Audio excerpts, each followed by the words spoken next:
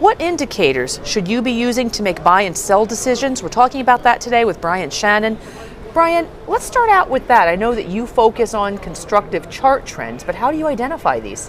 Primarily through price action, first and foremost, and moving averages. Moving averages give us a nice reference point to compare price to.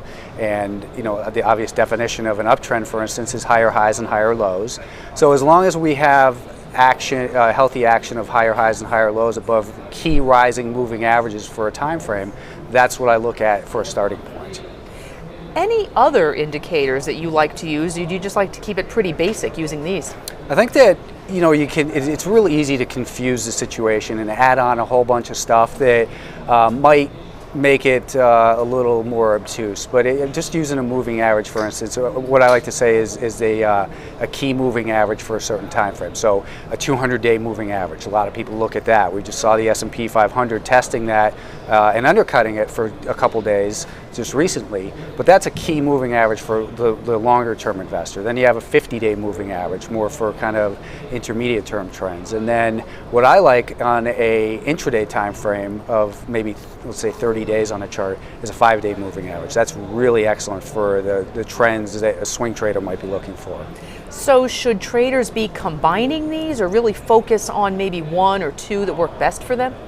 Well, when it comes to the moving average, for instance, on different time frames, that's kind of the whole concept of what I like to call trend alignment. That we want to see a nice healthy uptrend on a weekly chart, let's say, and on the daily time frame, and then look for the pullback on a shorter term time frame as it begins to consolidate and rebuild a new trend. So you'll have a stock in an uptrend that pulls back. On the intraday chart, that will look like lower highs and lower lows.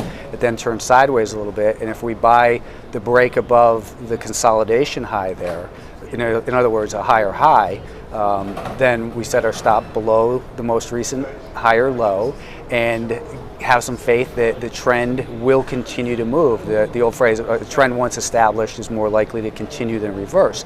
So we have that initial surge of momentum, hopefully, with a stop close by, and that's what multiple time frames allows us to do. And it sounds like you're looking to buy into strength rather than something that's showing weakness and hoping to pick a bottom in that one.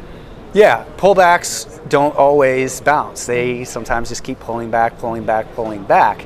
And we've seen a lot of that recently. There's been some real destruction on a lot of former momentum names. So I look for the pullback and maybe to settle in near a key moving average. So let's say it pulls back to the 50-day moving average. Some people will buy at the 50-day moving average. Other people will cover their shorts at the 50-day moving average.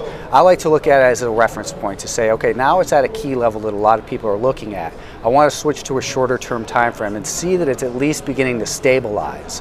So I'm not buying the weakness and I'm not buying it as it stabilized, but just then to observe real closely, anticipate what's potentially going to unfold. That is a higher high, and when that first little higher high comes on the shorter term time frame, that's where I like to get involved, because that's the beginning of the momentum, hopefully, and we can have a stop that's fairly close by, so we have a lot of momentum. We have momentum in our favor. We have a big potential reward for a small amount of risk, hopefully, if our analysis is correct.